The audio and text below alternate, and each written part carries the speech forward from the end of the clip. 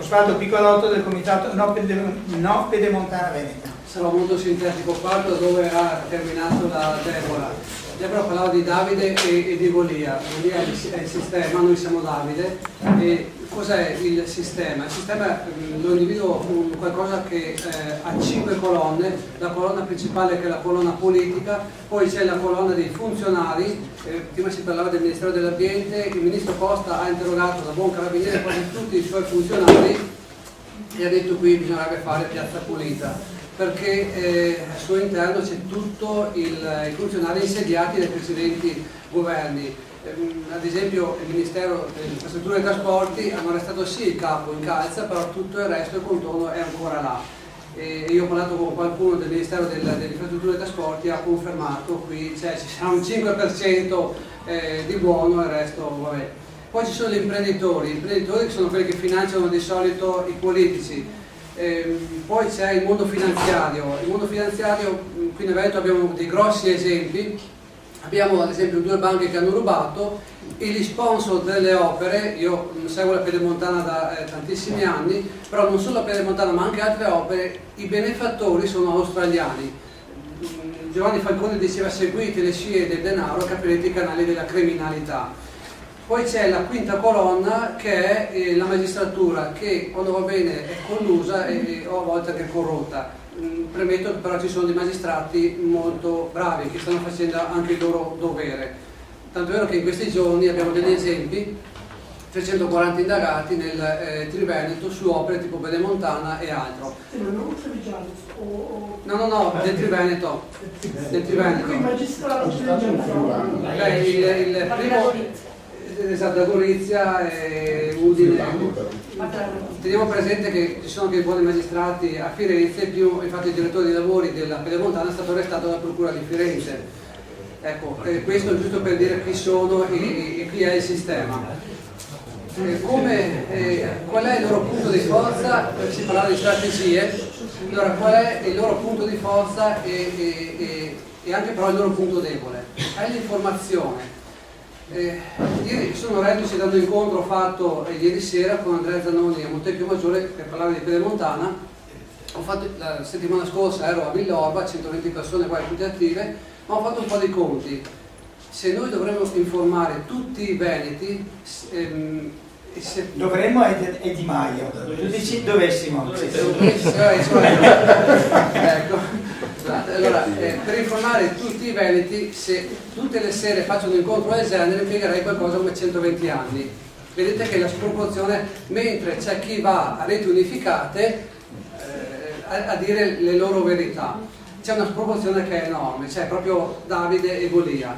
Come possiamo essere quel bambino della storia del vestito del re che sveglia le persone? Adesso bisogna dire che il re ha un bel vestito. Chi è il re? Il sistema. Zaia che dice la Pedemontana funziona, il Mose funziona, il questo è il vestito, cioè le opere. Come noi possiamo essere quel bambino che dice guardate che le opere, il re, il vestito non ce l'ha? Allora, abbiamo degli eventi molto chiari. Il 18 settembre scorso c'è stato all'8ª Commissione Ambiente a Roma l'interrogazione alla Regione Veneto sulla Pedemontana. Zaia non si è mai presentato come non si è mai presentato a tutte le volte che la magistratura contabile romana l'ha chiamato, mai presentato, ha sempre mandato terze persone. Bene, in quell'occasione c'era l'avvocato Pulsini che parlava per Zaia, ha detto, si parlava di ricorsi prima, giustamente una delle attività sono i ricorsi. Beh, diceva... a noi risulta che il ricorso contro la Pedemontana, perché c'è un ricorso molto forte con il terzo atto convenzionale che è quello che mette in carico in sostanza tutti i debiti ai veneti, a noi risulta che non viene discusso a breve. Questo perché l'ha detto? Per dire noi andiamo avanti, quando arriverete voi sarà troppo tardi. Invece la Corte dei Conti si è mossa e ha detto come stanno i ricorsi con la Pedemontana. Fatto sta che il TAR Veneto è stato costretto a fissare una data che è molto prossima, che è il 23 gennaio 2019. Bene, quella è un'occasione unica che tutti abbiamo per essere presenti, perché ci riguarda tutti, dai bellunesi ai Rubigotti a tutti quanti, essere presenti per dire caro TAR, Noi Veneti chiediamo giustizia e trasparenza, cosa che per la Pedemontana ad esempio non è stato. Ed è importante questo appuntamento, importantissimo questo appuntamento, perché è il primo appuntamento che abbiamo come un effetto domino che rovescia la Pedemontana, ma può rovesciare le altre opere che ci sono, la Valdastico, la 31 eccetera eccetera, e a scalare per tutto il resto delle opere, cioè i cittadini veneti che dicono fermi, non ci stiamo al gioco. Pertanto questa è una strategia, quella dell'utilizzare i mezzi di informazione a livello regionale come il TGR potrebbe dare e lanciare un grosso messaggio. Questa è una strategia, cioè essere presenti in questi eventi. Mercoledì 23 gennaio tutti a Venezia. Alle ore 9. In strada nuova. Esatto. Allora, l'altra strategia, la diceva la Deborah, c'è i ricorsi.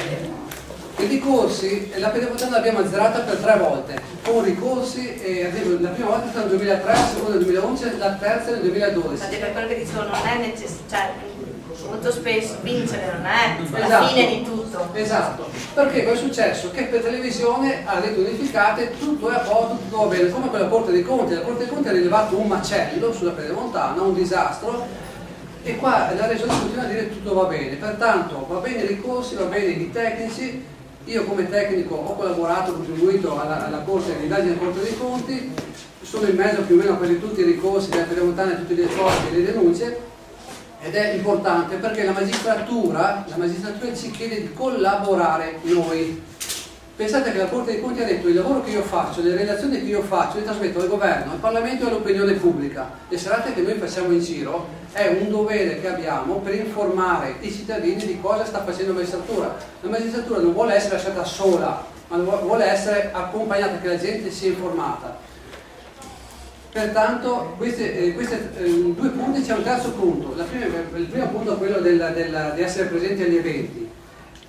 Collaborare con la magistratura, aiutarla. Il Procura a Venezia mi hanno detto abbi pazienza e fiducia, perché il Mose, la vicenda del Mose è partita da esposti come il tuo, come il nostro che stiamo facendo. Pertanto dobbiamo collaborare con la magistratura. Ripeto, non tutti i magistrati sono corrosi e corrotti. Ma ringraziamo che 2 magistrati sono andati in pensione recentemente. Allora, diciamo che uno voleva rimanere, lo hanno... Sì, ma forse perché ha capito che le cose stavano precipitando. Anche quello perché ho il sentore, mi sembra di essere come nel fine maggio del 2014 con la vicenda del Mose. Io fino Sta arrivando qualcosa. Esatto, fino al 30 maggio io facevo incontri con la gente, proiettavo i documenti, la gente era incredula. Dopo 5 giorni, 37 arresti e compagnia. Mi sembra di essere più o meno in quell'epoca là, per come sta capitando le cose. La terza via, la terza strategia che noi possiamo usare, l'ha accennata prima anche il nostro Gianluigi Salvador. Possiamo ringraziare di avere un Papa che è scritto nel Cipria che è eccezionale, un punto di riferimento. Bene, la terza via è coinvolgere le comunità. Come si fa a coinvolgere le comunità? Abbiamo le comunità, chi è che si rapportano? La Chiesa. Noi abbiamo una forza enorme che è appunto la Chiesa. I nostri vescovi, ringraziamo Don Albino che è qui. Se noi abbiamo queste forze, abbiamo già conquistato la gente. Pertanto suggerisco come strategia queste tre vie: l'informazione con gli eventi, collaborare con la magistratura e la Chiesa, non per usare la Chiesa ma per piaceria, non per piaceria. Assolutamente, anzi ringraziamo se casa tua bisogna che però non è sempre un mezzo raggiungibile, perché poi ci sono contesti dalle Villa d'Ose in cui il comitato che lotta contro l'industria farmaceutica Fresenius non ha supporto nel parroco locale, anzi è contrastato. Allora, porto un esempio. Prima E il fratello di quel parroco gestisce un'altra azienda, non dico il nome, che tratta rifiuti e porto un esempio. Prima Gianluigi ha detto di però è anche fratello di un altro parroco del mio paese molto cioè, Molto più sensibile. molto più sensibile. Sì, dai. A Forlina il sindaco ha vietato la malta il primo anno, però il padre Francesco ha detto no, venite, vi do io le Certo, pass. c'è stato il Pertanto- prete che invece ha detto Esatto. venite nella mia piazza Esatto. a manifestare. Chiudo così perché ho promesso di essere sintetico. Grazie, grazie. Avete sentito che abbiamo chiesto di non trattare il tema perché altrimenti lui avrebbe spiegato i motivi per cui l'avete votato, ma di trattare la strategia, e questo è il senso di questi interventi. C'è qualcuno del Covepa presente? Follese? Ecco, parla tu su. Vieni qua un secondo. Mi ha detto Massimo, io sono a scuola, però ci sarà qualcuno del Covepa Covepa, cioè comitato Ordinamento Ordinamento alternativa. Pedemontana alternativa. Prego. Siamo Cortese Matilde. Si salve, non ho preparato niente perché sono venuta così. Diciamo che se dobbiamo parlare, come hai detto adesso, delle ultime strategie da affrontare, noi come comitato abbiamo cercato di interagire sul problema della pedemontana, cercando di fare arrivare a livello legislativo degli emendamenti per contrastare la pedemontana. Fino adesso non c'è stata molta risposta da parte della politica, vediamo, comunque persistiamo su questa cosa. Altre cose, come diceva Osvaldo, il discorso della magistratura, sono stati degli esposti anche a livello ambientale. E poi c'è un continuo monitoraggio delle varie situazioni che si verificano durante anche i lavori che abbiamo diverse volte segnalato, come il discorso del crollo da parte di Castelgomberto, di quella voragine che si è aperta per la mancanza dell'impatto ambientale, e quindi una carenza anche per quanto riguarda le problematiche della via, che quindi quest'opera, in quanto noi prettamente seguiamo la pedemontana, oltre a altre cose a livello ambientale, e interseca anche il FAS, che là c'è un'altra questione rilevante, eccetera. E quindi stiamo vigili su questa cosa. Adesso insomma chiudo così perché non mi ero preparata.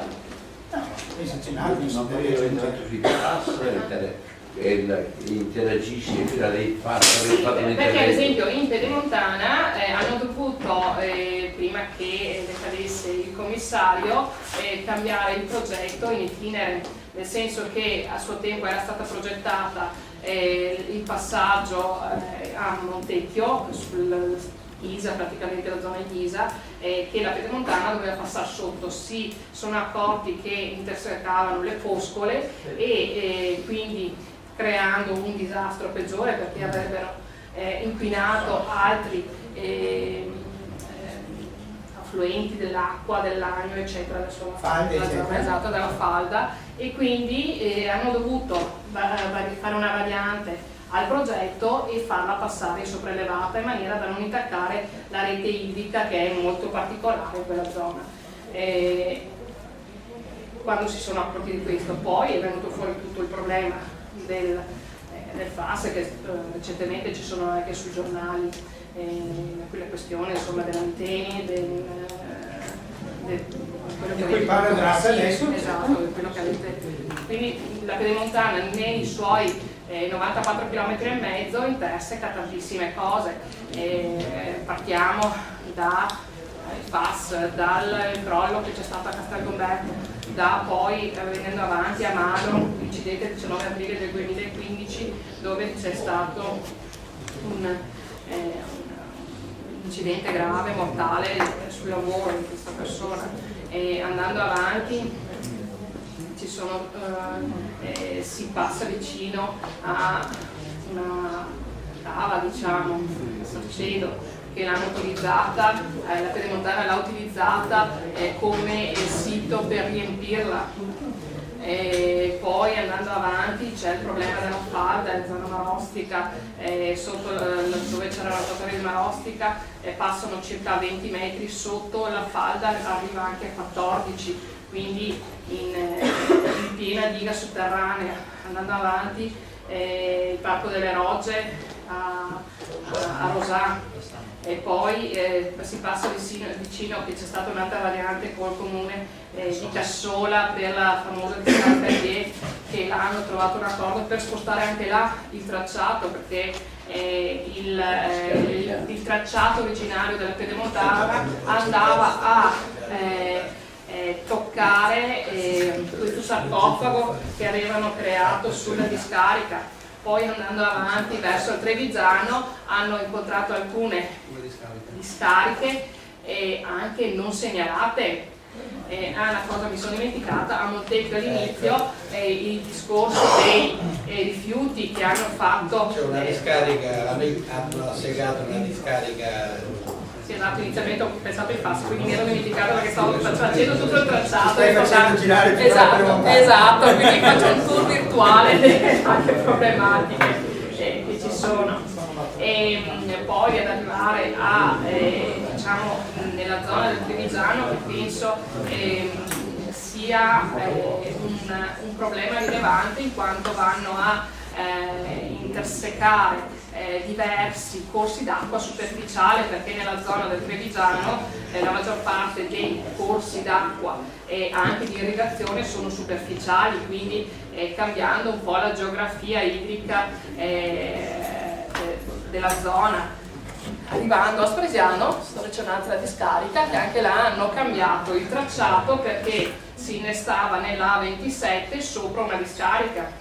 L'ultimo atto non ci facciamo mancare nulla. L'ultimo atto che ha fatto il commissario è quello di spostare un po' più in qua l'allacciamento alla 27 per non avere problemi con la discarica. Diciamo in sintesi un po'. Ovviamente questa variante ha portato varianti di Scusate, fermate. E Patrizia, volevi chiedere? No, volevo solo dire che con Cortese ci conosciamo, io lavoro con i comitati che che ho depositato in Regione Veneto la mozione 425 proprio per chiedere che sia rifatta la valutazione di impatto ambientale, perché un progetto presentato nel 2005, come sta dicendo, è cambiato tutto, non puoi esimerti da rifare un impatto, e questo è anche una sfida per Zaia, che continua a dire. Quando l'hai presentata questa mozione? Il giorno 30 di ottobre. Se posso, permetto di dire una cosa. Sì, posso aspetta, lei e poi io ho finito, volevo solo dire che ci sono degli atti che tentiamo di mettere qualche granello di sabbia nell'ingranaggio. Sì, allora faccio una postilla collegandomi al discorso delle varianti della via che ha fatto l'interpellanza, eccetera. È una mozione, è più importante mozione. Vabbè, scusa, mozione, no, però perché la devono votare, il tema era comunque della via collegandomi a quella, faccio solo l'ultimo esempio che è proprio recentissimo. Allora, essendo che, come ho detto prima, dalla parte di Castelgomberto e dalla parte di Malo il tunnel è bloccato dai due lati, la Pedemontana, nella sua forma dell'azienda concessionaria, ha studiato che per fare quel tunnel vogliono utilizzare la galleria di soccorso, praticamente quella che va in Val Lugana, una valle chiusa, una valle ambientalmente protetta, che se un residente là vuole fare un metro di muretto deve chiedere l'autorizzazione ai beni ambientali. Hanno chiesto una variante per poter portare tutto il materiale per realizzare l'intera galleria di 6 km da quella valle.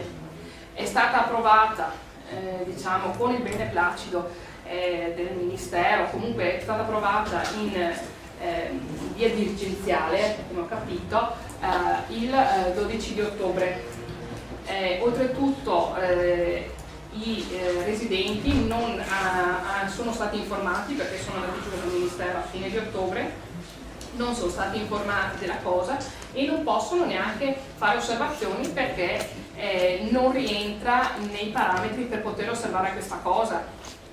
Adesso stanno trovando un sistema per fare delle osservazioni, per ricorrere su questa faccenda che praticamente farebbe passare circa 600 camion al giorno di materiale, oltre varie lettomere, camioncini eccetera, per una valle chiusa, impattando proprio l'ambiente, la peculiarità della zona, che oltretutto è un po' particolare. Tanto per ricollegarmi al discorso che facevi tu della via.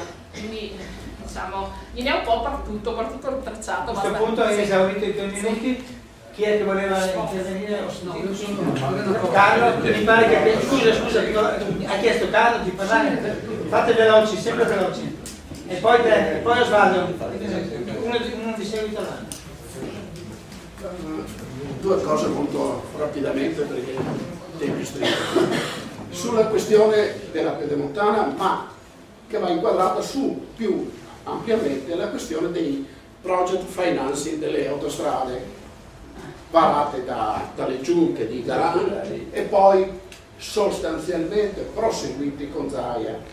Volevo ricordare che la prima legge regionale che è stata approvata subito dopo la rielezione di Zaia nel 2015 a Ferragosto, in tutta fretta, è stata la legge 15 del 2015 che doveva servire a andare a riverificare tutti i project financing approvati o in via di approvazione negli anni precedenti. Questa legge regionale demandava questa analisi a una commissione tecnica amministrativa che aveva 6 mesi di tempo per portare una relazione puntuale alla seconda commissione regionale, quella che si occupa delle infrastrutture. Sono passati 3 anni, oltre 3 anni, e questa relazione non è mai stata portata. Nel frattempo però le cose vanno avanti in maniera non ufficiale. E guardate che non è assolutamente vero, non ci si deve fare l'illusione che la giunta regionale abbia rinunciato a portare avanti 9-10 project financing autostradali, dalla Valdastico Nord perfino la Nogara Mare, che costa più della pedemontana. In realtà stanno cercando di risolvere le questioni amministrative e finanziarie una per una, e tentando di coinvolgere il governo a questo punto, che è ovviamente fortemente condizionato dalla Lega, e la Lega vuole tutte queste infrastrutture anche per tessere alleanze con i grandi poteri, i poteri economico-finanziari, per, come dire, consolidare la propria posizione dominante anche all'interno della compagine di governo. Ho finito. Quindi questo volevo dire. Seconda questione, ultima. Possibile che Zaia abbia, si dice, il 75-76% dei consensi nel Veneto? Manca il tuo solo, e basta. Manca solo il tuo consenso. No, ho già finito. No, manca il tuo consenso a Zaia. Ci manca meno. Decisamente manca. Possibile che sia questo? Ma allora ci siamo noi qua, che non abbiamo capito niente, che il Veneto è un'isola felice, oppure perché, e qua finisco perché non avrei tempo, vorrei sviluppare il discorso ma non lo posso fare, o perché è mancata in tutti questi anni una vera opposizione politica e anche sociale, ma soprattutto politica alle giunte regionali, di cui Zaia, a mio avviso, è una tesi che sostengo da tanto tempo, è in realtà non la Lega di Salvini, la Lega, ma è l'erede della democrazia cristiana dorotea, quella dei Bernini e dei Cremonese, è la continuità di quel sistema di potere.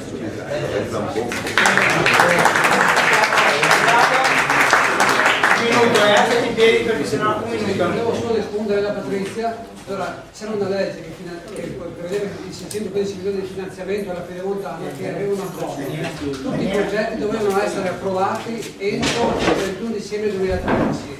Se i progetti non fossero stati approvati entro quell'epoca là, i 615 milioni che Pedemontana non li avrebbe presi. Pertanto se ripartono più progetti, quello che il commissario ha bypassato l'iter di approvazione a Pedemontana, perché non ci stavano i termini. Allora lui ha bypassato l'iter, ha dichiarato che il progetto era a posto e ha preso i 615 milioni, pertanto falso e truffa. Se ripartono più progetti, questi 615 milioni la regione li dovrebbe restituire. Attenzione, questa è una legge molto chiara. Bene. Questa precisazione. Allora, informazione di servizio. Chi vuole contribuire già adesso con qualche pezzettino di carta alla campagna contro l'articolo 35, Giancarlo ha una busta che gira, mettete dentro i pezzettini di carta lì e scrivete il nome e la cifra che state dando, in maniera che qualcuno che dice ma io quando mai lo farò il bonifico, quando mai, può farlo adesso, brevi manu, e Giancarlo poi se li fregherà tutti lui e non darà niente a Massimo. Sto scherzando, Donata Biero per la questione coordinamento FAS. Se il tuo progetto è per un anno, semina il riso. Se il tuo progetto è per 10 anni, pianta alberi. Se il tuo progetto è per 100 anni, educa i bambini. Massima di Confucio. Mi presento con la carta d'identità con cui sono legittimata a parlare qui. Io sono una cittadina attiva e faccio parte del movimento NOCFAS del Veneto, un insieme, un arcipelago, amiamo chiamarlo noi, di associazioni, alcune a livello nazionale, altre a livello locale, di comitati, di gruppi, di cittadini singoli, che sono diversissimi fra di loro, che ognuno di quali ha una propria identità, un proprio modo di procedere e di lottare, ma uniti tutti dalla consapevolezza che siamo contaminati dai FAS, più di 350.000 persone delle 3 province di Vicenza, Verona e Padova, siamo contaminati dai FAS e siamo terribilmente preoccupati per le conseguenze soprattutto dei nostri figli, delle donne in gravidanza e delle generazioni che adesso sono ancora bambini e adolescenti.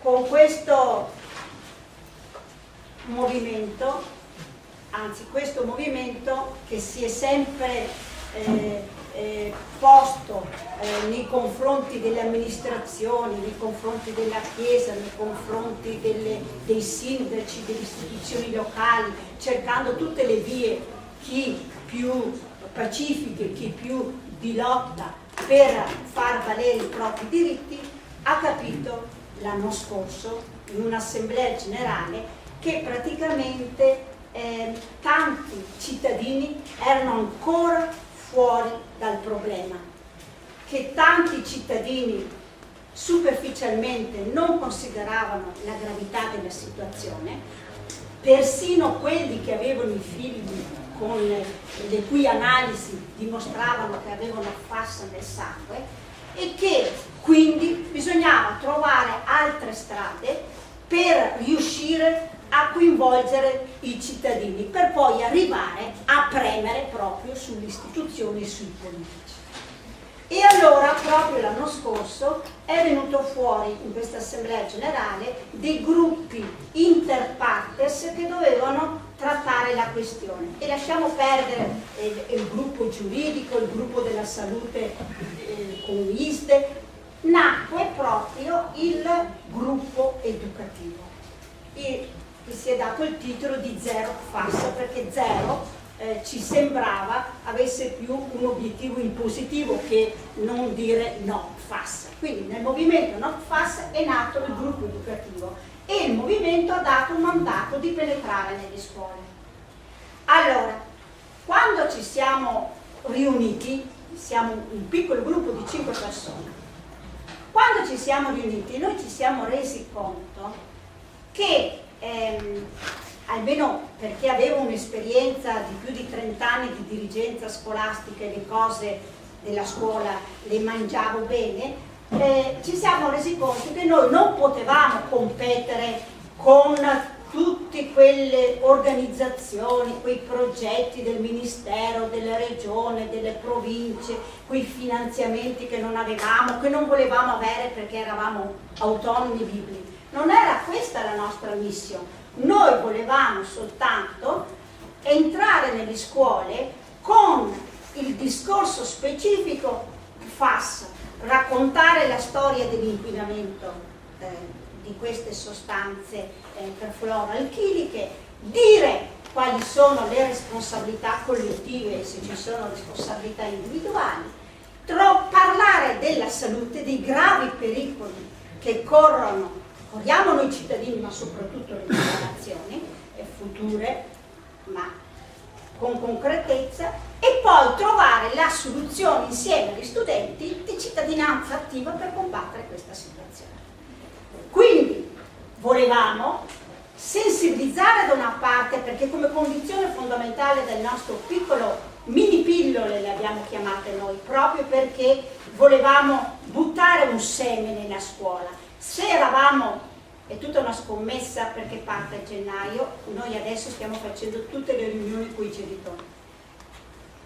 Volevamo, è una scommessa ripeto, però se li riusciamo a conquistare, riusciamo a parlare anche emotivamente a questi ragazzi, perché ci rivolgiamo alle scuole superiori e alle medie, e riusciamo a far capire che loro non sono sudditi ma cittadini, che loro non devono subire ma hanno il diritto di sapere le cose, e nel momento stesso in cui hanno il diritto di sapere le cose hanno il diritto di agire, di protestare. Io sono un'innamorata di Don Milani. Hanno il diritto di protestare e di trovare anche delle soluzioni insieme. Allora il nostro obiettivo era raggiunto.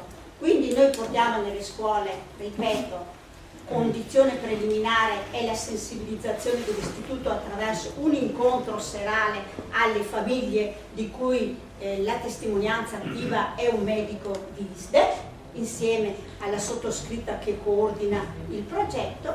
Poi penetriamo nelle classi e facciamo 3 giornate collegate dal filo rosso di FAS, e cioè FAS ed inquinamento, FAS e salute, FAS e cittadinanza attiva.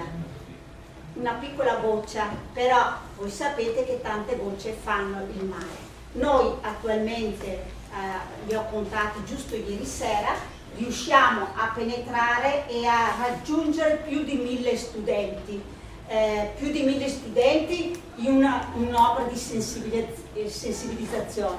Di formazione invece 350, sono già 3 istituti di Vicenza, uno di Monselice superiori e 2 scuole medie. È una scommessa, noi contiamo di vincerla. Grazie.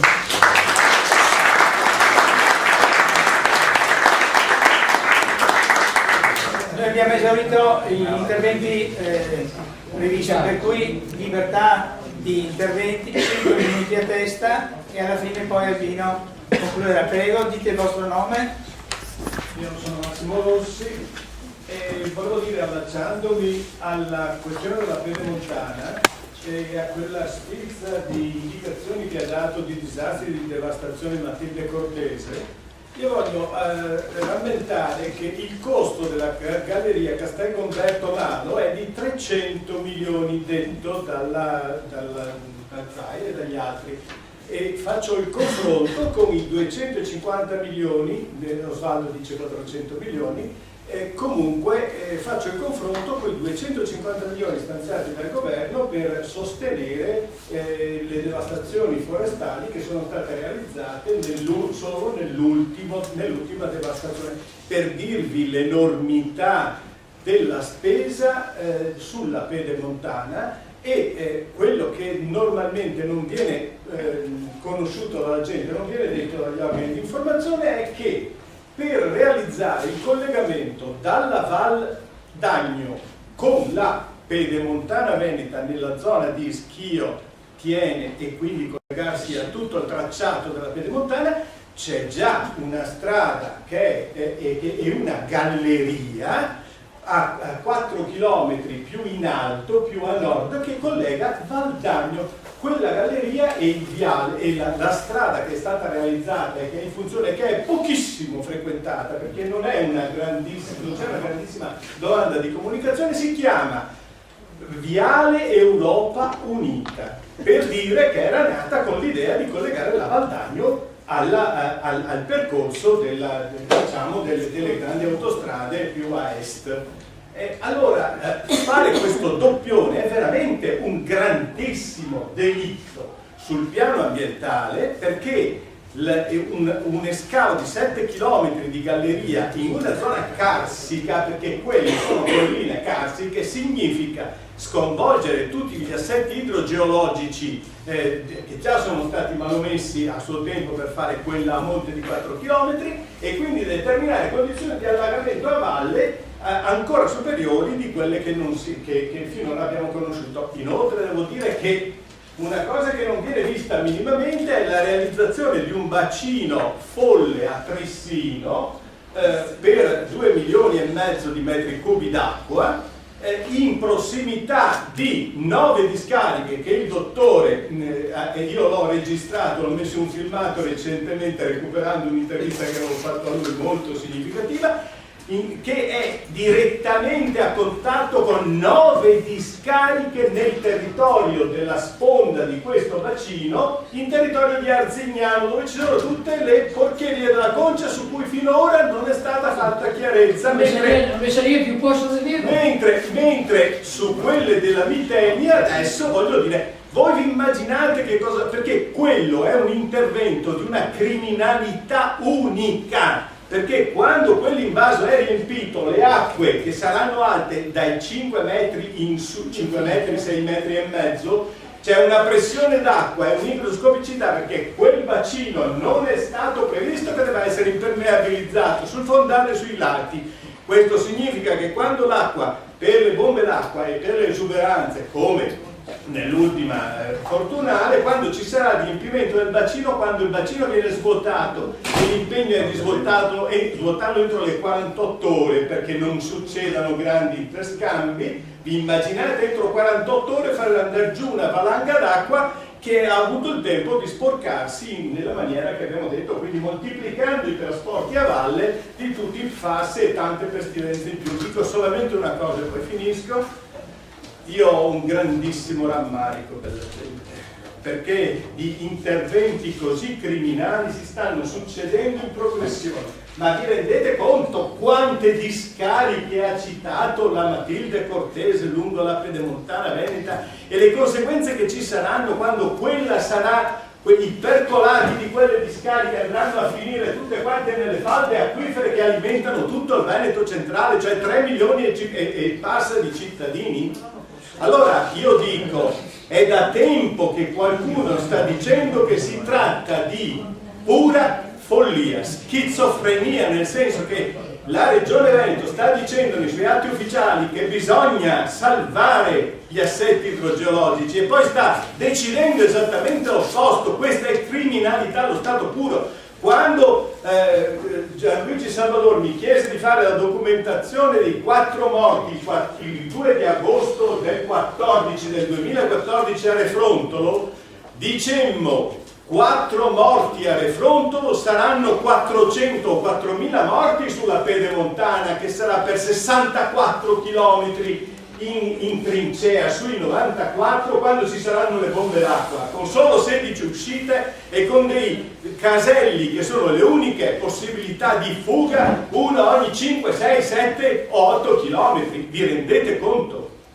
Allora rendiamoci conto che non possiamo lasciare più il tempo a questi criminali di fare i loro affari sulle spalle del vento. Finisco solo dicendo questo: il Presidente della Repubblica ha detto: bisogna, dopo l'ultimo fortunale, bisogna mettere i cittadini nella condizione di ritrovare la normalità, i cittadini dell'Altopiano d'Asiago, di tutte le montagne che sono state devastate, come abbiamo sentito.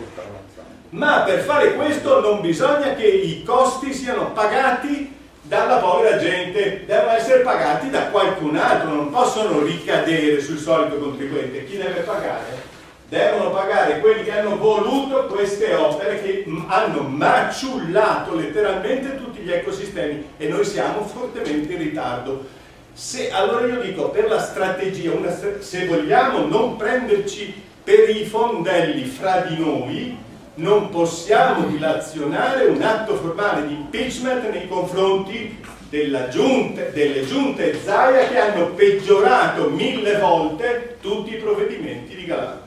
Ultima cosa è il Mose, e lascerei la parola sul Mose, sulle disperazioni del Mose all'architetto Giacomini, che ha qualcosa da dire a proposito delle follie del Mose, sui quali stanziamento di 200 milioni l'altro giorno, con i titoloni così, per fare che cosa? Non si sa, perché i cittadini non hanno diritto di sapere 200 milioni per fare che cosa? Per completare il Mose.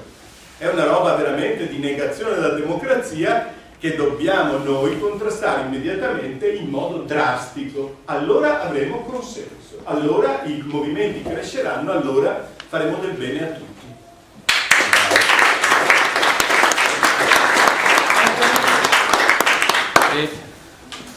Sì, sono Antonio Candiello, anch'io Forum dell'Aria, ho una centralina, siamo in questo gruppo, siamo 4-5, stiamo sperimentando questa primo insieme di centraline, e poi ho seguito le questioni di Marghera. Allora, ci tenevo a rilevare che questo è un'opportunità, questo tipo di incontro, è una cosa a mio avviso nuova, cioè per carità, quindi noi si vedono già, però questo mettere insieme tutto un insieme di conflitti, tutti questi conflitti ambientali, le strategie per affrontarli e ragionarne insieme, non tanto sul contenuto ma sul che cosa fare, è un passaggio essenziale. E vi dico la mia opinione: siamo in un momento di transizione, una transizione tra il modello che critichiamo, il modello in cui si facevano le opere senza considerare i problemi, le esternalità negative, lasciando degli strascichi di inquinamento, di discariche, di tutta una serie di problemi, di opere impattanti che poi neanche convenivano, di opere come il Mose che poi dopo sono... Cioè, alla fine quello che sta venendo fuori è che quel modello è passato, forse non ne siamo tutti consapevoli, noi stessi non lo siamo, quello è un modello passato. Il modello nuovo è il modello in cui dobbiamo intervenire in piena compatibilità con l'ambiente, non solo a parole come fanno il greenwashing, le aziende fanno finta di essere ambientali invece, ma sostanzialmente per una serie di motivi, un po' perché la cultura si è diffusa e anche a livello di, insomma a livello mondiale questo tipo di consapevolezza c'è, crediamo di no, le lobby spingono in un'altra direzione, ma la realtà è un'altra. Forse la politica è un pochino indietro, bisognerebbe aiutare la politica a andare invece in questa direzione, perché questa cosa ogni volta è nei programmi e poi piano piano non si riesce a portarla a trazione, a veramente farla funzionare.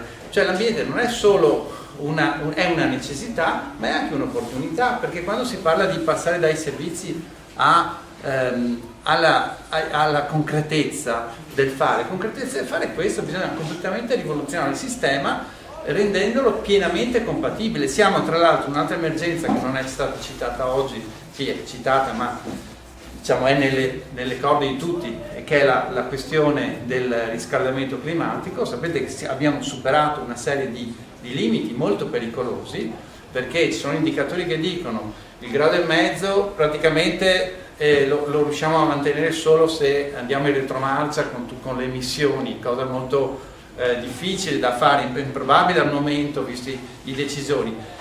Quindi siamo già sui 2 gradi, probabilmente abbiamo l'Artico e l'Antartico, l'Antartico in particolare che è sui 4,5 gradi mi pare oltre, le estensioni di ghiaccio sono calate vertiginosamente e ci sono una serie di fenomeni. Sappiamo poi che accumulandosi il calore nei mari come nelle aree tropicali, questo ha più energia dal punto di vista termodinamico per fare questi atti, per queste situazioni di disastri ambientali che ormai iniziamo a vedere anche dalle nostre zone, che non c'erano una volta. Quindi tutto questo ci dice, attenzione, è il momento per fare un passaggio, dobbiamo per primi noi farlo. Infatti è una discussione che abbiamo tra diversi di noi su questo ambito abbiamo chiamato Noi con voi, gestione dei conflitti ambientali, per portare quell'esperienza che qui si è sviluppata da almeno 5 anni, da quando abbiamo fatto quell'incontro nel 2013, quella manifestazione molto grande del 30 novembre, e però portarla, come dire, a uno stadio successivo, quindi non più singoli gruppi, ognuno con il suo tema e poi magari ci si dimentica del resto, ma cercare di portare avanti insieme, come dire, un insieme di, cioè, tutte queste esigenze, in modo che, come dire, non possono più essere messe da parte e poi dopo si fa la solita politica che magari si dimentica di tutto, no? Perché questo non è solo un'esigenza, un'emergenza. Abbiamo anche dal satellite, sapete che il Sentinel 5P è un satellite, ho finito, che vede l'NOx, cioè siamo a livelli, ecco, quindi è il momento di fare un passaggio, e questa è la proposta che vi rifacciamo nuovamente. Secondo me è il momento giusto. Allora, attenzione, ci sono già 7 iscritti a parlare, quindi ognuno stia automaticamente sui 5 minuti massimo. Carlo? E dirlo a Carlo vuol dire una bestemmia. 5 minuti. Carlo è l'inizio, la premessa. Vai, Carlo. Faccio un intervento anche autocritico, critico e autocritico, quindi cercate di sintonizzarvi, voglio essere una provocazione positiva. In alcune situazioni di grandi conflitti ambientali trovo che la situazione sia abbastanza affrontabile. Faccio un esempio clamoroso: sugli inceneritori, tutto sommato la cultura media popolare ormai è in sintonia da un bel po', è in sintonia, ed è facile controproporre l'alternativa, che è la raccolta porta a porta e la differenziazione massima, dicorosamente molto più evoluta, ma la capiamo. E perché funziona questa cosa? Perché c'è un'esperienza decennale drammatica dei vecchi inceneritori che ha bastonato dappertutto, e perché c'è un esempio clamoroso delle alternative praticabili nel territorio, in cui per ormai 10 anni la televisione ha fatto una propaganda notevolissima delle esperienze nostre nel Veneto, e tutti l'hanno capita, ce l'hanno in tasca, è pronta. Okay? Esempio attualissimo viceversa, la devastazione dei boschi della montagna. Tra parentesi, il giorno 7 di dicembre, con il convegno pubblico delle associazioni ambientaliste montane, con le consultore del Veneto, anche a piede di Cadore, sulla gestione alternativa naturale dei boschi di montagna, sullo sviluppo sostenibile, cioè sulla sostenibilità dell'economia forestale di montagna. Invece, sui boschi di montagna? Allora, sui boschi di montagna la situazione è anche lì stranamente è abbastanza semplice, perché il fallimento totale della forestazione monoculturale tutta produttiva è davanti agli occhi, per cui è chiaro che quella cosa non funziona più, dà da sé che è facile fare un ragionamento delle alternative, mentre non è facile, è una situazione drammatica su tutte le opere medie e grandi, su tutti i grandi eventi più o meno forzati di grandi iniziative sportive tipo le Olimpiadi. Queste proposte tuttora hanno ancora una capacità di catalizzazione dell'immaginifico popolare, degli interessi ingenui o genuini, degli interessi loschi, che si coacervano su un'idea che è difficilissimo ancora controbattere, anche solo, come dire, mostrare la praticabilità, la possibilità convincente e conveniente delle alternative.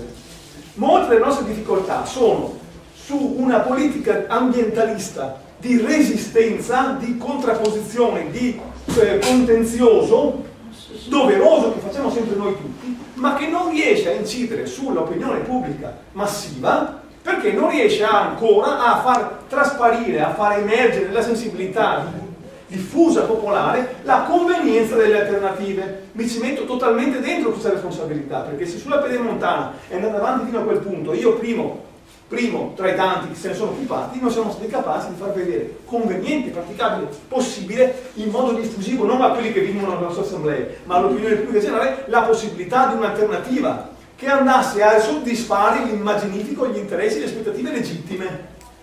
Sull'alta velocità, dove nel caso clamoroso di una sensibilizzazione, di una culturazione, di una capacità di iniziativa penetrante in Val di Susa, comunque a livello nazionale ancora non è percepita la praticabilità delle alternative. Tra parentesi, andiamo verso una fase in cui tutta la verifica delle grandi opere, vecchie e nuove, viene fatta su un'analisi costi-benefici, che non porterà a un bel cavolo di niente, perché l'analisi costi-benefici è un'analisi in cui si può tirare e mollare i singoli parametri e a seconda di chi li guarda, a meno che non si faccia una verifica, si usi questa tecnica come verifica comparativa delle alternative. Allora sì, a parità di errori e di impostazione più o meno precisa dei parametri, quando metto in confronto diverse alternative vere di strategie, di tracciato, di alternative tecnologiche, di sistema se vogliamo anche, vedo e misuro, ma se non si fanno alternative non si arriverà da nessuna parte, chiusa la parete e finirà male anche la Val di Susa. 2 minuti. Ok, allora, credo che ci sia uno sforzo da fare sulla capacità di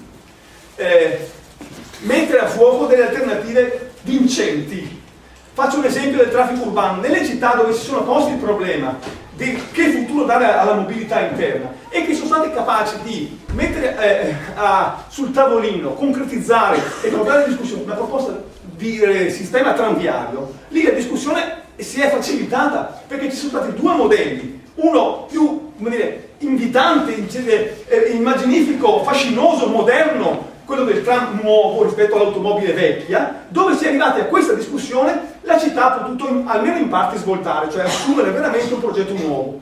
Questo nelle scale urbane o le piste ciclabili di qualità, sugli esempi europei, per fortuna quindi una propaganda di opinione pubblica, di mass media notevolissima, di esempi disponibili che hanno fatto percepire anche nelle città dove non c'era la ciclabilità, tipo Roma, la convenienza della ciclabilità e il progetto riesce ad andare avanti. Su tante strade, su tante opere, sulle Olimpiadi per esempio ci troviamo in grandissima difficoltà, c'è un coordinamento bellunese, l'immaginifico totalmente, come dire, consensuale dall'estrema destra, non c'è una voce che è riuscita a essere critica, c'è un gruppetto di ambientalisti che hanno fatto un documento, delle proposte di iniziative, ma non passa niente o quasi. L'immaginifico delle Olimpiadi è difficile, ma cosa controproponi? Cosa fai arrivare di alternativo? Ci sono delle idee, ma non si riesce poco. Mi ci metto anche nelle responsabilità. Un'altra cosa drammatica, scusate, è l'idrovia Venezia e Padova, dove tra di noi non riusciamo ancora a confrontarsi onestamente e correttamente sulle implicazioni complessive del progetto.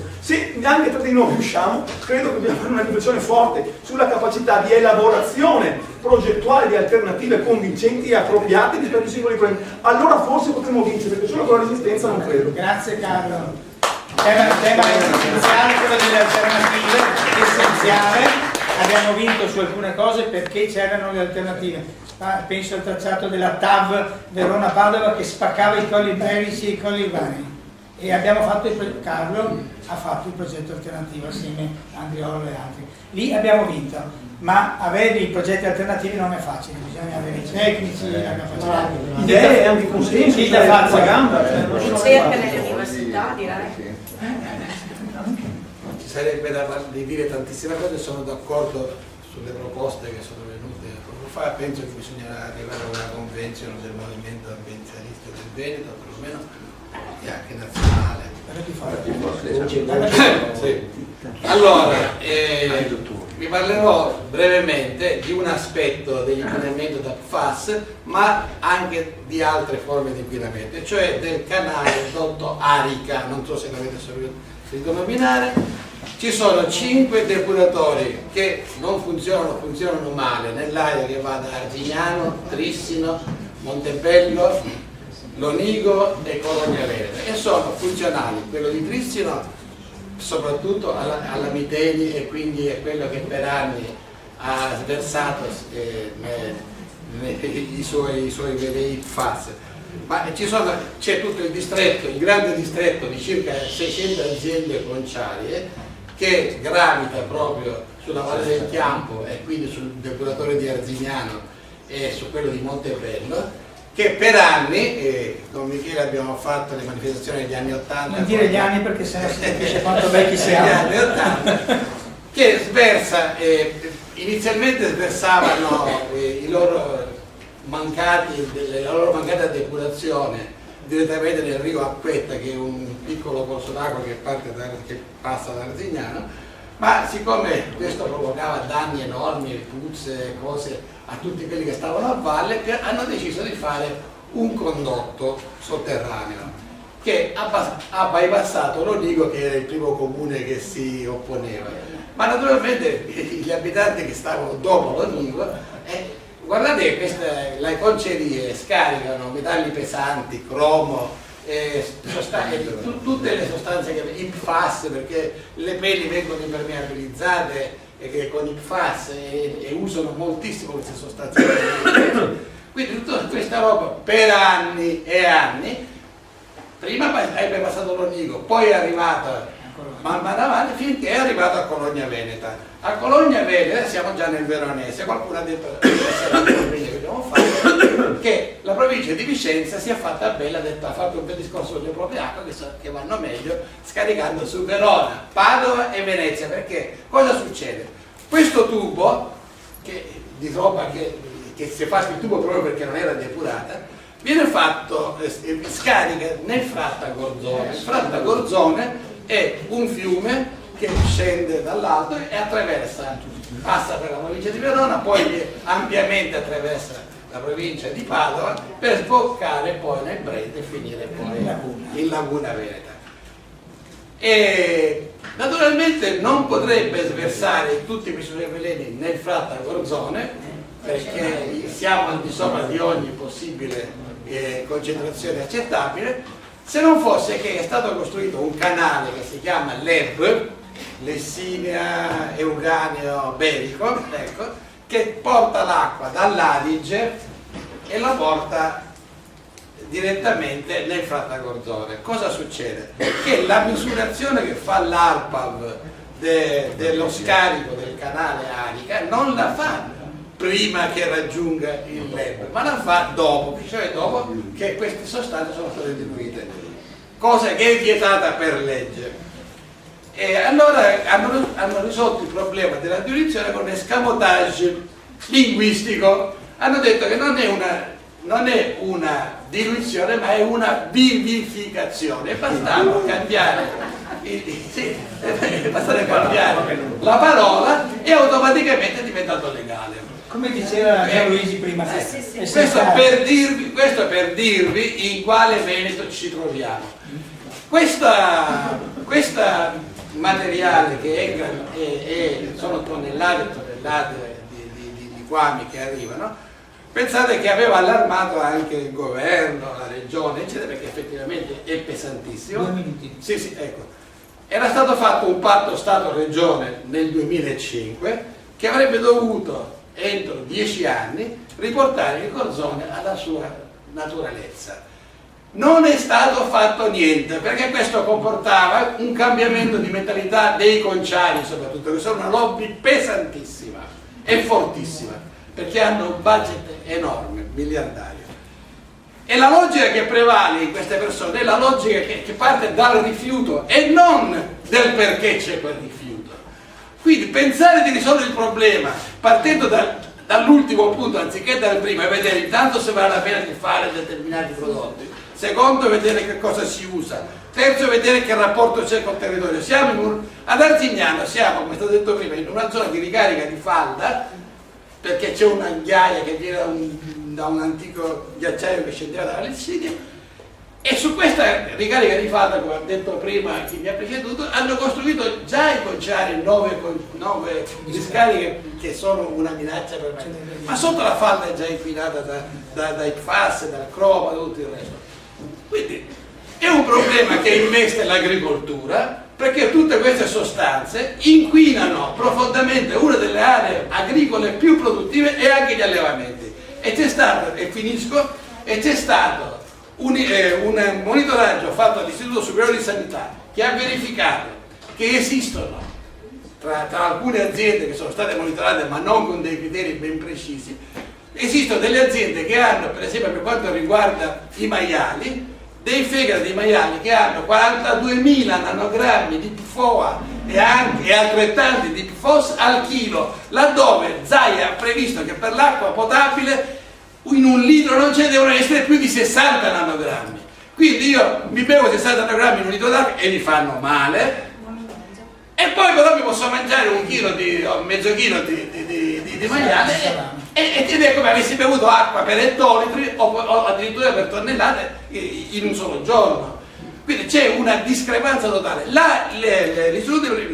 Dipartimento di Prevenzione del Veneto è quello di Arzignano, che noi abbiamo interpellato più volte con delle PEC, si rifiuta di rispondere, ma allora avrebbero il dovere, perlomeno, visto non danno nemmeno la geolocalizzazione di queste aziende.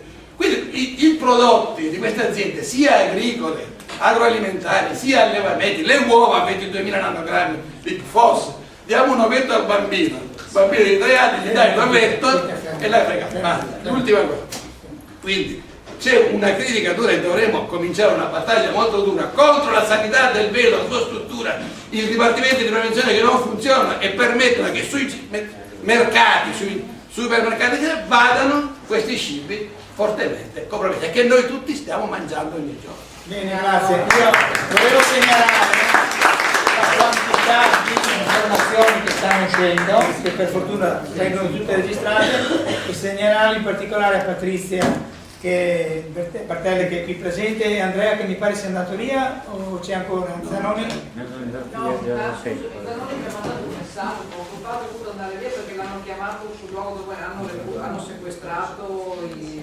cartelli della Cosmo. Ho capito. Quindi è andato annuale alla Cosmo, ho capito. 2 consiglieri regionali che su questo possono dare una grande mano per...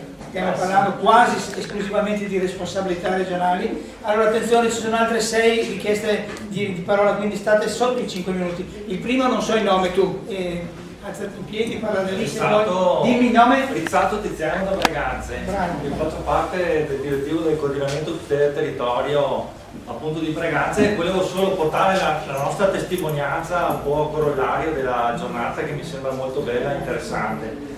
Per avvalorare il discorso che si faceva prima sulle strategie, noi siamo una piccolissima associazione, un centinaio di soci su 6.000 abitanti, e non ci facciamo mancare niente perché abbiamo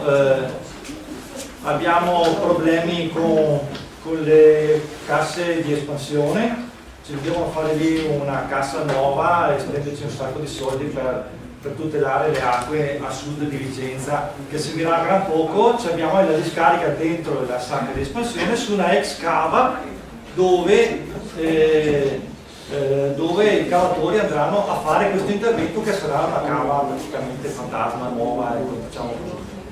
Abbiamo fatto un intervento tramite il comune eccetera, però lì non siamo riusciti più di tanto a forzare la mano, se non per il fatto che ci faranno un bel muro di contenimento di 2 metri di cemento armato per tenere sulla discarica, perché dicono che carbonizzate non ha problemi di percolato, non so se sia vero poi.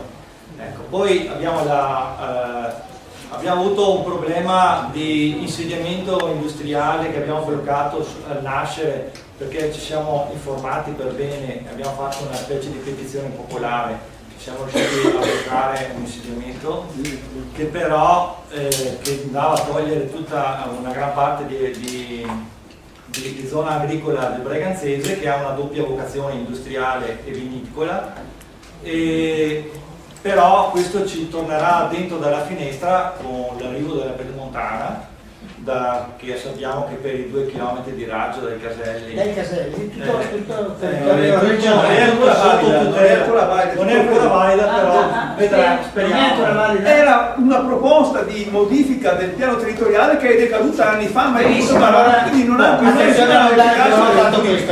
un convegno l'altra sera. Sapevate questa cosa, no? C'era ancora la pedemontana a ogni casello 2 km di raggio di competenza della regione, tolta dai comuni, però dice Carlo che non ha nessuna efficacia giuridica perché è una proposta di piano mai portata alla discussione, neanche delle controdeduzioni. Anch'io avevo questa notizia, però un altro architetto urbanista non ha nessuna efficacia. Lasciamo meglio così, sarebbe anche questo devastante. Ci sono certi comuni che hanno 2 caselli nel territorio e si trovano con l'80% del territorio vincolato dalla regione. Fermiamoci bene. È un comune che ha un consumo di suolo tra i più alti in Italia, essendo il secondo e terzo del Vicentino, però di questo non se ne preoccupa più di tanto.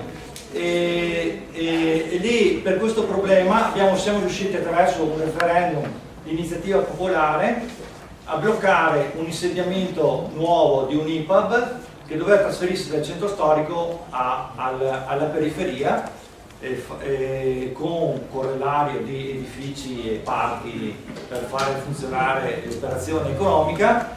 siamo riusciti a fermarlo con questa appunto referendum, e verrà ristrutturato in centro storico, mantenendo gli spazi attuali con piccoli ricovero, ecco, che è un ricovero, un IPA pubblico, e lì ecco, è stato anche determinante le nuove elezioni in cui siamo riusciti a influenzare, abbiamo all'interno della giunta alcuni nostri soci, tra l'altro, no? Siamo riusciti a influenzare fortemente questo passaggio. Sulla Pedemontana, per finire, siamo l'unico comune, penso, di 94 km che è riuscito a fare una variante non dovuta a problemi di mancata valutazione ambientale, ma una variante dovuta proprio a problemi di incompatibilità, insomma, con quelle che sono le norme. Siamo intervenuti all'interno direttamente con la Corte dei Conti, il nostro sindaco è stato anche abbastanza sensibile in questo, e le nostre rilevazioni hanno sono quasi 60 citazioni sulla prima relazione del Corte dei Conti del Comune Braganza. Il Comune Braganza è un nodo praticamente fondamentale, perché lì non dovevano assolutamente fare la complanare, perché è scritto proprio nero su bianco dalla Nizzi, perché altrimenti la gente non sarebbe entrata in autostrada a pagare il pedaggio. No. La complanare questa è la situazione però. Come il no? progetto ancora questa non... No, la complanare è stata poi fatta dall'amministrazione precedente leghista, tirando via un casello su 2 in 4 km, l'hanno tirato via e hanno fatto una complanare che però andava a girovagare in mezzo alla campagna e comunque scoraggiava sempre l'entrata in complanare, no? E questo tra l'altro era, come dire, la testa di ponte poi per la futura espansione industriale, perché se tu fai una strada molto ampia di gronda, questo ti può poi portare a un'espansione industriale gigantesca in quell'area lì. Sì, chiudo. Ecco, appunto volevo portare questa testimonianza, e siamo riusciti, appunto, adesso c'è questa variante al via, e abbiamo ridotto di 1,5 km circa il percorso della complanare, che comunque è una schifezza, però ha delle problematiche anche importanti. Però ecco, volevo portare questa testimonianza, nel senso, quando i cittadini si mettono insieme e riescono a influenzare il comune, che in qualche modo può anche fare una piccola pressione per quel che può sugli altri enti, qualcosa si può fare, non è tanto, qualcosa si può fare. Volevo solo fare rispondere a prima che diceva Marco Rossi sul discorso della possibile alluvionamento della Pedemontana. Allora, io ho assistito alla presentazione ancora di Fasiolo quando diceva: non preoccupatevi perché la Pedemontana è blindata dal punto di vista alluvionale. Se voi andate a guardarvi il progetto nei particolari, noterete che in tutto il percorso c'è 1 metro di rilevato a nord della Pedemontana, 1 metro di rilevato prima della trincea. Tutte le rotonde, tutte le intersezioni sono 1 metro sopra il livello di campagna. Cosa vuol dire? Vuol dire che l'acqua, se ci sarà l'alluvione, prima di entrare in Pedemontana alluvionerà quello che sta tutto sotto il metro a nord della Pedemontana, case, campi e compagnia briscola. Per cui ecco, non illudiamoci che sta dentro il Pedemontana. Ma chi starà in Pedemontana starà tranquillo. Starà tranquillo, almeno finché l'acqua non lo sorprende. Ecco, di fronte a questo io avevo fatto un'osservazione direttamente al via nel 2012 e fatalità si sono accorti che era sottodimensionata l'innesto di 2 torrenti proprio lì a Braganze, e hanno aumentato quasi del doppio, portando da 50 a 100 anni il tempo di possibile alluvionamento, e hanno raddoppiato le casse di espansione prima dell'innesto in Pedemontana. Grazie. Grazie. Gigi Patuccia, poi si prepara. Sì, non faccio un intervento. Con il ciclone che era stato pesti di montagna nella nostra Dolomiti ho scritto una poesia accettata, insomma. Gelosi di casseforti perenni. Stamattina cosa mai opera il vento sulla chioma degli alberi? Grande stesa di luce in cielo a passeggio dall'inizio del mondo conosciuto stasera. D'un tratto un vortice sul giardino invidiato. La bella Italia e il suo nord che così volle il creato. Devastata, ed era bellissima, et maestosa et unica, le Dolomiti. Rara, unica la sua impareggiabile bellezza, goliardo il suo paesaggio, patrimonio dell'umanità. In mano all'uomo, compagnie di assicurazione non conosce. Fonte di splendore, di ossigeno, di rigenerazione, cornice delle montagne invidiate.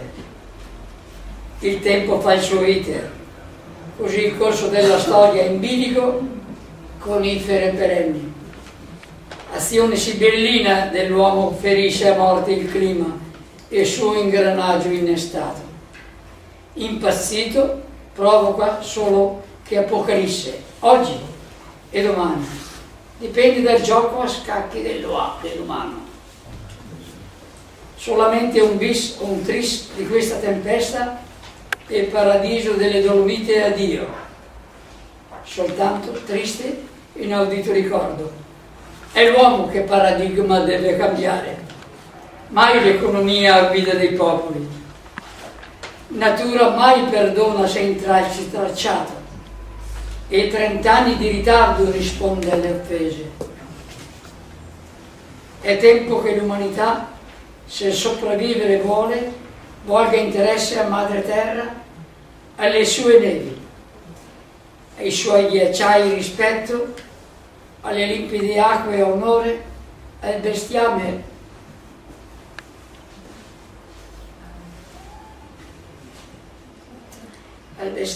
riverenza, alla stupenda flora devozione, all'umanità il primordiale rispetto per le casseforti, ai 4 venti note tempo esposte. Così cosa rimarrà se tutto il ben di Dio se ne va? Le casseforti di casa? Vorrà ispirare una primavera aurora, prossima, senza ferite provocate, nel verde che all'umanità integralmente possa godere. Il diluvio non conosce ostacoli, può solo incalzare. L'azzurro può in extremis ancora rivedersi e sarà vita, rinnovata vita, per le vere casseforti protette dall'azione dei tanti di noi. Devastate ed erano bellissime le nostre Dolomiti, vere casseforti da non farsi rubare giammai. Scusate.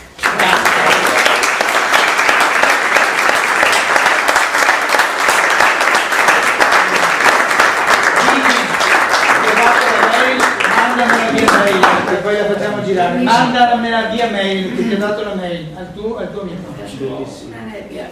L'ho scritto su. Certo, te l'ho data prima. Giancarlo? Allora volevo un attimo precisare il momento in cui siamo qua e perché siamo qua, perché giustamente dopo la cosa si espone in maniera anche personale molte volte, no? Allora, la questione fondamentale è che ci riuniamo qui per capire che effettivamente abbiamo a disposizione come associazioni delle persone che si possono aiutare, a prescindere dai temi esclusivi che naturalmente che probabilmente i vari, diciamo, comitati sono sicuramente molto preparati. Abbiamo bisogno di non avere o non subire delle situazioni a rispetto dei comitati che come comitato si rispetta, deve sostenere delle spese, e non vogliamo che queste situazioni si ripetano prossimamente, o almeno che l'idea che non ci sia, cioè avere a disposizione dei tecnici, quindi avere a disposizione delle persone preparate come Isde, come una serie di avvocati, come Massimo Piras, che si metterà anche lui in contatto con le sue leve legali e con i tecnici, architetti eccetera, quindi avere inizialmente, prima di iniziare un'azione o prima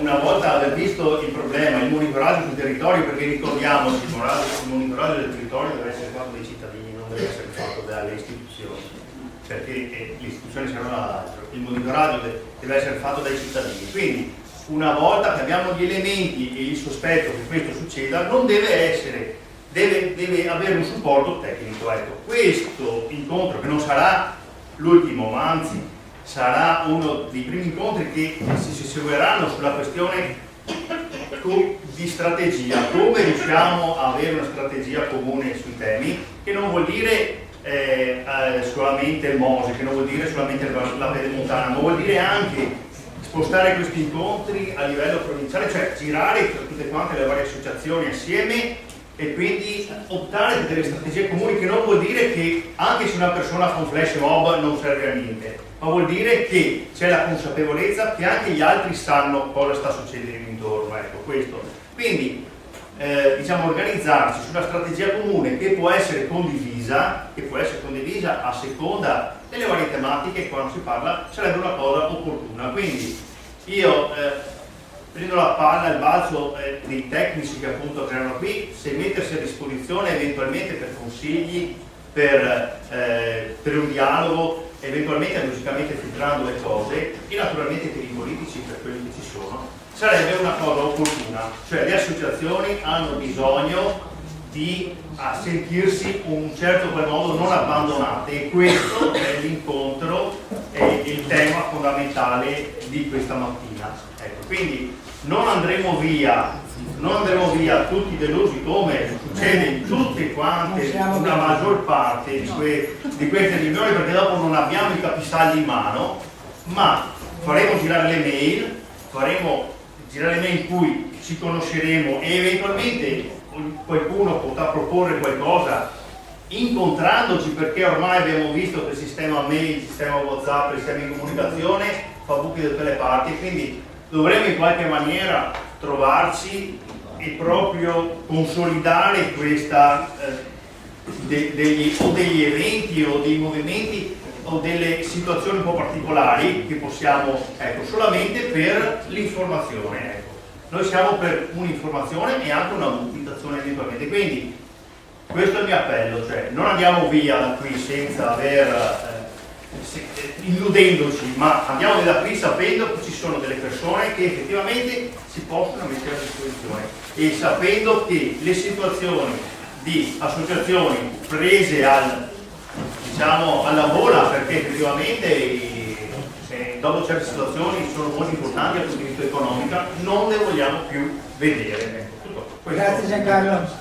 Per questo motivo invito tutti quelli che non sono già nella mail list 30 novembre e che oggi sono arrivati qui perché avvisati da altri eccetera, prima di andare via di dare qui, ci siamo, bisogna mettere un foglio di carta e una penna, le mail sul nome e cognome, città e mail. Chi l'ha fatto benissimo, sappiate che altrimenti restate un po' fuori. È qui sul tavolo. Eccolo qua, dateli tutti. Allora adesso ci sono ancora 3 iscritti a parlare, la prima è Elena.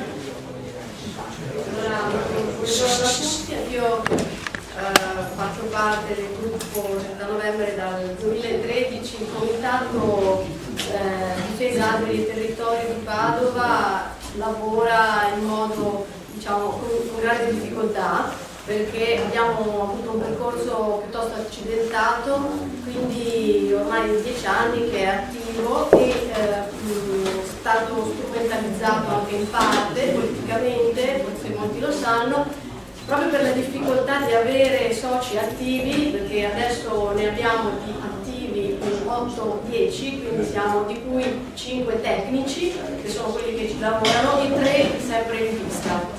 La situazione è piuttosto allarmante, riguarda Padova ma riguarda anche la provincia di Padova, perché noi siamo una specie di pronto soccorso alberi, per cui ci chiamano da quando abbiamo messo la pagina Facebook, perché è stata una via obbligata, ci chiamano dovunque. Quindi Elena, pagina Facebook? Pagina Facebook, Comitato Difesa Alberi e Territorio di Padova, quindi più facile di così, ci siamo solo noi. Quindi visite, migliaia di visite sulla pagina. pagina, però come diceva Wilson, quelli che devono fare un piccolo sforzo, molto spesso i cittadini non si muovono e vanno sulla pagina e basta. Ci chiamano moltissimo. Quindi adesso io vi do solo qualche, non posso fare la storia, e quindi vi do solo qualche pillola sulla situazione attuale di Padova. Gravità della situazione in relazione alla deforestazione. La deforestazione riguarda circa con una media di 500 alberi ad anno tagliati, grandi alberi. Lo trovate purtroppo in modo frammentario nel sito del comune Padovanet, ma noi con ampio lavoro siamo riusciti a fare tutte queste stime. La situazione, cambiano le amministrazioni, la situazione è la stessa, quindi abbiamo ancora questo ritmo di taglio continuo, sporadico e incessante, che ci porta a verificare noi stessi quello che stanno tagliando. Disattesa la legge 10 del 2013, mentre la schizofrenia la che legge riguarda 10 del 2013 direbbe sviluppo del verde urbano, quindi legge italiana che ha avuto delle ricadute, in quanto c'è un comitato ministeriale che segue ogni anno e fa una rassegna, un rapporto annuale delle situazioni, però molto di facciata. A Padova questo risulta come un'operazione, a nostro parere, esclusivamente di marketing ambientale, cioè di falsa morale, in quanto vi dico qualche dato. Allora, giornate sugli alberi da qualche anno a questa parte, nel frattempo si tagliano 500 alberi l'anno. Giornata l'altro ieri sulla nuova forestazione di Padova, 10.000 alberi, tra alberi e arbusti. Vi do questo dato, allora potete vedere quello che è il progetto di ripiantumazione in 10 aree marginali di Padova scelte dal comune, e lo trovate in www.wownatura, quindi www.nature.eu.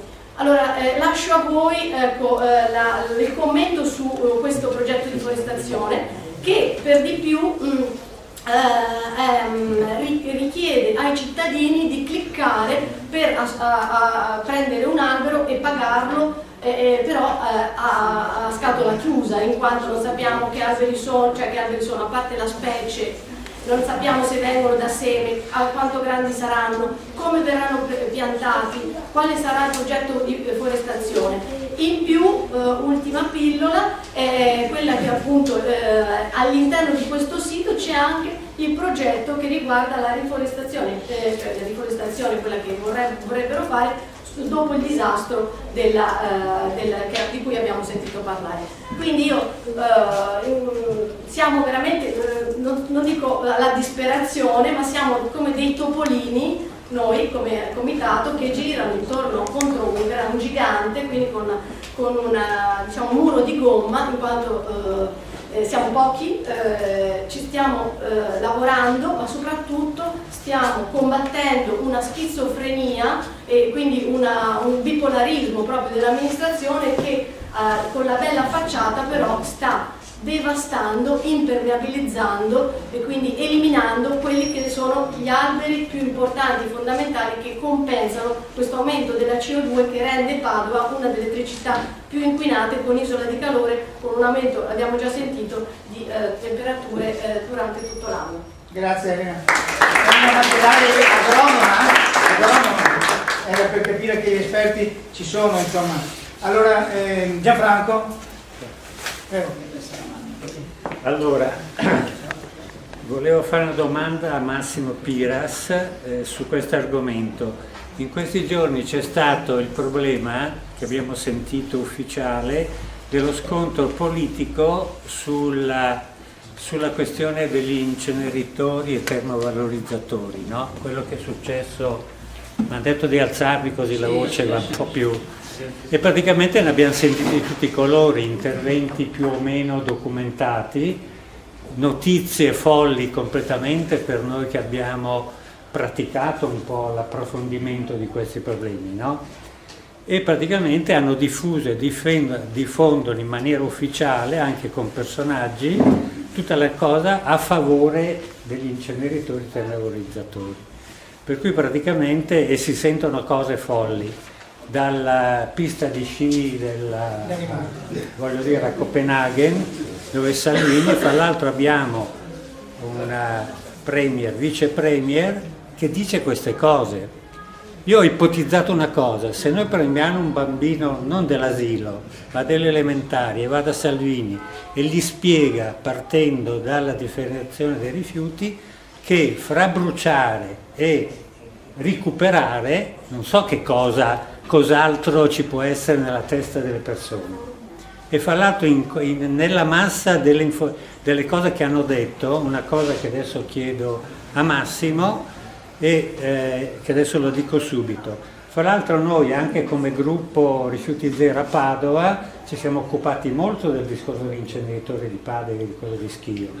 Ultimamente ne abbiamo parlato meno, però rinvigoriti da tutte queste notizie varrebbe la pena a riprendere in mano la problematica con tutte le cose che si hanno detto sulla salute. Io direi che in questo momento anche nella politica ambientale, che è legata anche alla cosa dei pesticidi, la salute, ma vogliamo metterla al primo posto? La domanda che devi fare a Piras. Sì, adesso la dico, dai, a un certo momento. La cosa al primo posto, la salute condiziona tutte le altre scelte, no? Per cui praticamente questa. La domanda che volevo fare a Massimo è questa. Una delle notizie dette è stato questo, che il recupero delle materie prime o altro che venivano dalla differenziata non trovano più mercato perché ci sono le aziende che dice che ce n'è così tanto che non riescono più a recuperarlo o acquistarlo, no? Questa è una notizia vera o falsa? Okay. Risponde dopo perché lui dirà due parole alla fine. Sì, attenzione perché noi avevamo detto a 12:30 chiudiamo, in realtà stiamo andando all'1, sappiatelo, non... Allora poi c'è Nicola. Buongiorno, io faccio parte del gruppo rifiuti del Veneto, lavoro ovviamente con le persone che hanno organizzato questa giornata. Scusate. Allora, non aggiungo altre cose dal punto di vista ambientale, però faccio una considerazione un po' politica. Qui dentro tutti la pensiamo sicuramente allo stesso modo, ma se guardiamo chi ci comanda, a parte le presenze della Patrizia e di Zanoni prima e delle eleganze, sì, magari non conosco la parte amministrativa, i nostri pensieri rimangono all'interno di questo gruppo e all'interno di questo gruppo continuano a fare la pedemontana, continuano a mandare avanti gli inceneritori. A Schio abbiamo un inceneritore che si stanno svendendo o vendendo tra ETRA e il consorzio comunale, e ci saranno delle elezioni prossime comunali e regionali fra 1 o 2 anni. Allora noi dobbiamo pensare di avere veramente delle persone, dei riferimenti, indipendentemente dal partito che rappresentano, perché voi siete delusi dal 5 Stelle, di cui io faccio parte, e sicuramente anch'io dal punto di vista ambientale ho delle delusioni per le battaglie che non sono state portate avanti da molti, ma la Patrizia Bertelle era una consigliere del 5 Stelle e sta portando avanti le battaglie. Ma siamo delusi a Padova da questa amministrazione che doveva portare sicuramente un'innovazione. Nessuno combatte l'inceneritore, abbiamo 3 linee invece di averne una che magari basterebbe per tutto il Veneto. Allora dobbiamo pensare di uscire anche dalla realtà dei piccoli comitati che possono avere una grandissima importanza ma che non hanno un grande effetto sul territorio e sulle decisioni politiche. A Roma stessa questa idea dello sblocco Italia Game Over dovrebbe essere una cosa che viene portata avanti trasversalmente dai nostri parlamentari, non da quelli del 5 Stelle, della destra, della sinistra. Poi ci troviamo magari prima il ministro degli interni che parla degli inceneritori, perché probabilmente la forza che non riusciamo a dare al ministro dell'ambiente su questo tema non è di tutto sempre. Come? Il ministro degli interni parlerà di tutto sempre. Io dico in generale, è l'unico primo ministro. quello che deve uscire da questa giornata, è sicuramente la condivisione dei temi ambientali. È palese, cioè parliamo dagli alberi, parliamo della Verde Montana, il Mose, ma quanti problemi ambientali abbiamo, il FAS, adesso la Miteni dichiara istanza di fallimento e quindi non rimborserà nulla, ma ci rendiamo conto di quello.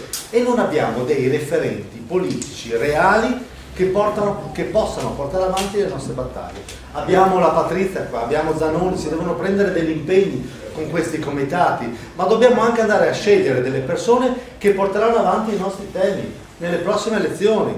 Io sicuramente porteremo avanti, noi presenteremo una lista nel nostro comune, il decreto, il comune di Cadone, porteremo avanti questa ordinanza, ma abbiamo combattuto 5 anni per portare avanti questi temi. E in minoranza non abbiamo potuti portare avanti perché sapete come funziona, le cose proposte a minoranza che sono buone non vengono portate avanti. Questa è la realtà della politica che stiamo un po' contrastando magari con il nostro movimento che sta deludendo, ma non voglio fare uno spot politico, dico che dobbiamo scegliere delle persone che portino avanti i temi dell'ambiente. Una volta c'erano i verdi, non ci sono più i verdi, perché i verdi si sono mescolati da una parte all'altra e sono persi.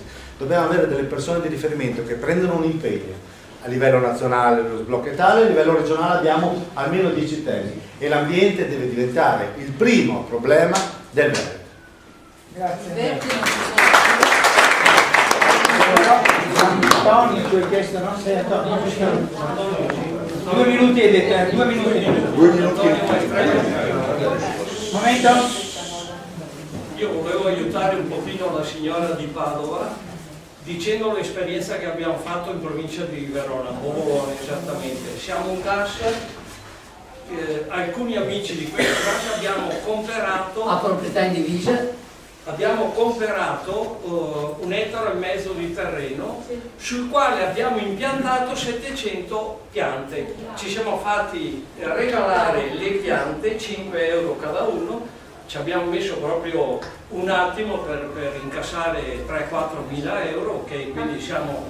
Il giorno che abbiamo piantato gli alberi c'erano 200 persone a piantare gli alberi. Abbiamo fatto tanto brulè perché era a fine ottobre, tanto brulè quel giorno che non ve lo dico insomma, comunque brulè e castagne per tutti, poi pape radici movimento. Sì, se volete vedere radici www.radicimovimento.it. Segnatevelo questo sito. Se poi qualcuno Radici in movimento. Se poi qualcuno trova il tempo di venire, e parlo anche dei signori che hanno parlato stamattina, a parlare a dire delle loro esperienze, ci farebbe un... Mi pare che avete anche comprato una casa tutti insieme. Abbiamo comprato una casa, sarà un po' lunga ristrutturata. E diventerà il Parlamento del Veneto, diciamo così. Però se qualcuno di voi viene ci farà veramente piacere. Grazie mille. Allora, adesso sono 2 minuti, 2 per Gianluigi, sì. Poi per Massimo, allora, e le conclusioni sì, per Ermino. È una domanda per l'avvocato che voglio fare perché è una delega da parte del movimento no pirogassificatore di Orsago. Intanto un accenno, io chiamerei Salvini un filo termocancro valorizzatore. È la parola più lunga che c'è nel vocabolario, più di precipitevolissimevolmente eccetera, quindi abbiamo dato già un primato su un neologismo, filo termocancro valorizzatore. Questa è, diciamo, l'amante degli inceneritori. Vorrei chiedere cosa ha fatto Orsago, mi rivolgo all'avvocato. Ha dato, questa associazione ha fatto una diffida stragiudiziale, lei conoscerà benissimo, però porto diciamo, l'esperienza. Cosa vuol dire diffida stragiudiziale? Che ci si rivolge al governo, agli organi, presidente della regione, vicepresidente del Consiglio, ministro dell'interno, per difendere il proprio territorio e la propria salute, appellandosi all'articolo 32 della Costituzione e al principio di precauzione sancito dal diritto comunitario, dall'articolo 3, eccetera, eccetera, ed essi, questi organismi nazionali, dovranno rispondere in prima persona pagando i danni durante e dopo la loro carica. Con questa diffida il sindaco del comune di Orsago ha bloccato l'inceneritore per paura. Ecco, questa era un'informazione che davo. È possibile farlo, è possibile diffonderla, è costosa, è efficace. La domanda a lei. Allora, 2 minuti. Le diffide stragiudiziali che si fanno con ufficiale giudiziario oppure con via PEC, se si rivolge a un legale che ha la PEC, possono avere due tipi di effetti. Un effetto, io definirei psicologico, che è in questo caso, perché possono, laddove trovano una sensibilità di recezione da parte dell'istituzione a cui sono rivolte, possono determinare un passo indietro da parte di quella istituzione. E questo è un effetto psicologico. Se la diffida reca come parametri invocati norme generiche, insomma sì, di vertice come articolo 32 della Costituzione, ma non norme specifiche che indicano quindi un dovere di agire, quindi il dovere di adottare un determinato provvedimento amministrativo da parte dell'istituzione a cui è rivolto. Mentre quindi hanno una semplice efficacia psicologica in questi casi, hanno invece un'efficacia giuridica più importante, laddove la diffida invoca appunto norme di leggi e articoli che indicano a carico di quell'istituzione un dovere di provvedere, e allora a quel punto, se il soggetto non provvede, si mette nelle condizioni di realizzare quello che è il reato di omissione d'atti d'ufficio, 328 secondo comma del codice penale. Un esempio di questi atti doveroso è una norma del codice dell'ambiente che disciplina l'AIA, la protezione dell'acqua ambientale, l'articolo 29, scusate, uno dei sottocommi, che impone al sindaco, anzi non impone al sindaco, dà al sindaco la possibilità, come massima autorità giudiziaria, di imporre prescrizioni per evitare appunto problematiche di tipo sanitario all'interno di una procedura diaria. Nel momento in cui impone queste prescrizioni, le prescrizioni devono essere recepite all'interno da parte del soggetto responsabile del procedimento. Chiedere al sindaco in una procedura diaria che eserciti questo provvedimento, questa attività, è chiedergli un atto dovuto, e quindi se non lo fa omissione d'ufficio. Quindi questa è un'ipotesi. Quindi si entra nel codice ambientale, che è una buona legge. Però questo è un esempio, bisogna perché sia precisa. Ci sono diffide che hanno solo un effetto psicologico, perché se questo sindaco non percepiva, non aveva alcuna efficacia immediata. Altre, se fanno riferimento a norme come questa che impongono un atto a seguito di una responsabilità, allora sì. 2 minuti a Massimo, che deve precisare una cosa terminologica. Allora, no, devo rispondere alla domanda ovviamente, però la prima precisazione che volevo fare... Avevi anche una domanda, sì. Sì. 2 più 2.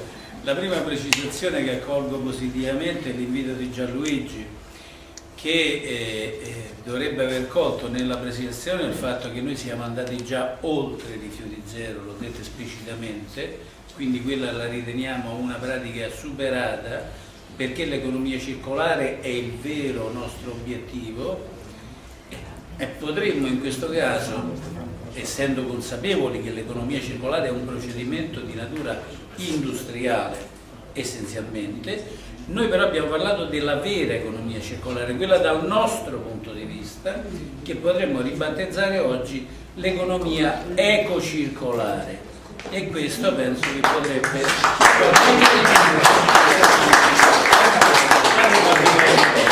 Aspetta, c'è un'altra domanda per te, così rispondo a tutte e due. Ecco, appunto, ricollegandomi a quello che dice... Però se finivo prima la domanda e poi magari ti faccio... Poi ti va bene, sì. Okay. Allora, volevo rispondere al suo, che è un tema importante, che è quello relativamente al che fine fanno poi i materiali riciclati, no? Perché poi il problema è che noi chiediamo di avviare il recupero di materia, che è il riciclaggio, o il compostaggio. In questo caso parliamo del riciclaggio dei materiali secchi. effettivamente c'è un problema. C'è un problema perché a monte abbiamo detto che la copertura dei costi economici di sta roba da parte del CONAI è solo il 20%, ma non è solo quello. Il problema è che il CONAI fino all'anno scorso ha fatto delle gare perché questi materiali non vengono in qualche modo affidati ai riciclatori italiani, vengono messi all'asta, e le aste fino a 2 anni fa venivano aggiudicate dalla Cina. La Cina oggi ha cambiato politica, ha chiuso 600 aziende che in Cina lavoravano le plastiche riciclate da noi, spesso mischiate con tipi di plastica non riciclabile. Perché noi sapete che adesso prendiamo anche i piatti, i bicchieri di plastica, nella plastica deve trovare il Corepla, ma voi se andate sul sito del Corepla, che è il consorzio della plastica, vedrete che il 50% delle plastiche raccolte in modo differenziato vanno ad incenerimento. Questo è lo scandalo vero, ma perché? Perché noi continuiamo a produrre plastiche non riciclabili. Ora una prima risposta è arrivata con la direttiva per togliere le plastiche monouso, ma tra quanto? Un paio d'anni, se va bene, deve essere recepita anche in Italia, e andiamo a vietare i piatti e bicchieri di plastica, i contenitori per il cibo a portare via, le cannucce, non tutto, alcune cose. Le bottiglie? Questa roba, no. Fermatevi per favore, fermatevi. Le bottiglie PET è plastica di valore che è riciclabile al 100%. Quindi questo meccanismo si è inceppato, la Cina non prende più, i nostri riciclatori non hanno la capacità di assorbire sta roba e spesso questi depositi prendono fuoco perché il valore della materia è sceso, perché non essendoci più la domanda, essendoci tanta offerta, il valore cala e qualcuno si fa 2 conti se conviene dargli fuoco e tenerlo là dentro. Fermiamoci un attimo. Carlo, per favore, va. 2 riunioni contemporaneamente no. E senti l'altra domanda perché sennò non ce la facciamo più a chiudere. Allora, proprio in virtù dei 2 input, necessità di alternative e inesistenza di una reale economia circolare, e sul fatto che gli inceneritori non riguardano soltanto il rifiuto urbano, ma riguardano anche il rifiuto industriale, e non solo soltanto l'impianto singolo, ma anche impiantistica all'interno di determinati impianti che fanno altro. Io mi riferisco all'autorizzazione all'incenerimento alla ex Burgo di Mantova o a quell'inceneritore a cui sono stati autorizzati su Villa Dose l'industria farmaceutica, quindi che andranno l'uno, quello di Mantova, a bruciare il Piper e invece la Fresani a bruciare i suoi sottoprodotti. Se voi avete un'idea di come risolvere questa quest'altra situazione, no, era già chiaro e ci aggiungo, avete un'idea di risolvere anche se noi vogliamo eliminare gli inceneritori e vogliamo anche eliminare le discariche, perché questa è una provocazione che mi arriva dalle associazioni nazionali per l'ambiente, tra cui una a cui andrò a 3 giorni di forum la prossima settimana. E avete idea di come risolvere il problema dei fanghi? I fanghi, che sono un'altra questione elevata nazionale, i fanghi ti dicono meglio recuperarli, a parte che usano il termine smaltimento nei campi, invece dovrebbero usare il termine recupero, perché dovrebbe essere un recupero, altrimenti se usa smaltimento è come un lapsus freudiano, no? In realtà stanno smaltendo, stanno usando come discariche i campi. Ti dicono, ma se non facciamo il recupero dell'agronomico, l'utilizzo agronomico dei fanghi nei campi, dobbiamo mandarli o in discarica o in incenerimento. Allora voi ambientalisti, allora rendetevi conto che c'è uno scarto. Allora se facciamo funzionare bene, fai la domanda, chiedo se avete un'idea di rispondere a queste provocazioni che vengono dal mondo. La domanda era chiara già dall'inizio, devo rispondere perché era già chiara. Allora bisogna capire che i rifiuti di cui noi stiamo parlando e di cui lo Sblocca Italia si occupa sono i rifiuti urbani, che sono quelli che producono i cittadini o i negozi che assimilano i piccoli negozi perché pagano la tassa. I rifiuti speciali, quelli industriali, non riguardano questa legge perché? Perché quelli vengono smaltiti, recuperati o bruciati a carico di chi li produce, supermercato, industria, artigianato. Quindi lo sblocco Italia non riguarda i rifiuti speciali, punto. Detto questo, noi stiamo ovviamente contrastando questo provvedimento, perché sui rifiuti speciali non c'è un provvedimento che impone, ma lo sblocco Italia anzi ha inceppato quel meccanismo dei rifiuti speciali, e questo è azzerare lo sblocco Italia ha un'enormità di valenza, perché ha imposto il trattamento negli impianti di incenerimento esistenti ai rifiuti urbani locali, ai rifiuti urbani di altre regioni, facendo decadere gli ambiti regionali di conferimento. Quindi, come dicevo prima, da Pantelleria in su, chiunque può portare a bruciare anche a Padova. E ha lasciato come terza opzione i rifiuti ospedalieri. I rifiuti speciali locali sono fuori da questo circuito e è un enorme problema. Perché? Perché non sanno più dove bruciarli. Cioè stanno adesso avvenendo delle nuove richieste di autorizzazione per nuovi inceneritori per rifiuti speciali, perché quelli che prima bruciavano a Brescia o negli inceneritori della Lombardia, gli imprenditori della Lombardia non sanno più dove portarli e spesso dove li portano li ammonticchiano in qualche magazzino che poi prende fuoco. Allora capite qual è il danno che ha creato sto sblocco Italia? Mentre prima una regione aveva l'obbligo di autogestirsi sta roba al suo interno, quindi tu c'hai 13 inceneritori della Lombardia, era autosufficiente. Oggi non lo è più, perché devi bruciare i rifiuti della Calabria e non quelli speciali della Lombardia. Quindi è una bestialità da tanti punti di vista. Il discorso dei fanghi è molto lungo. Però direi, io l'unica cosa che volevo dire è questa: noi siamo oggi qui stati insieme per condividere una serie di cose. Io credo che la battaglia per l'economia ecocircolare e quindi l'azzeramento dello sblocco Italia coinvolga tutti voi, e tenete conto che però questa battaglia oggi ha necessità di andare a Bruxelles, a Lussemburgo, e abbiamo orientativamente bisogno di 20.000 euro. Invito tutti quanti a farsi due conti, con calma, le vostre associazioni potranno fare un bonifico, però io mi rivolgo alle persone, perché io stesso come persona ho versato 150 euro sul sito. Quindi voi come persone stamattina potete decidere di fare un vostro gesto, poi con calma le associazioni, i comitati possono decidere, questo è l'IBAN, di mandare il bonifico online. IBAN vi verrà mandato anche via mail quando facciamo online oppure quando facciamo il magari verbale. la slide mandiamola prima che sia pronto il video. No, quando faccio il verbale ho detto, non video. Io nel verbale metto l'IBAN, perché lui me lo manda via mail stasera, io lo giro. Ma oltre all'IBAN, se fosse possibile anche fare le slide. No, certo. Sì, ma no. Allora, l'ultimo intervento è Albino, finiamo all'una. No, finiamo molto prima. Finiamo all'una meno 3 minuti. Sentite, prima di tutto volevo dire che qua stamattina ci siamo sentiti a casa, abbiamo respirato volentieri l'impegno, la competenza e la ricchezza e l'energia che viene adoperata per raggiungere obiettivi che sono di bene comune e non di qualcuno.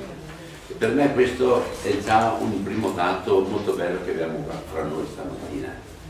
La seconda cosa però, io non lo so come la sentiate voi altri, il problema della globalizzazione, non soltanto dell'economia, non soltanto dei prodotti, ma la globalizzazione dei conflitti, oggi sta creando una situazione di smarrimento generale. Io non lo so come lo sentiate.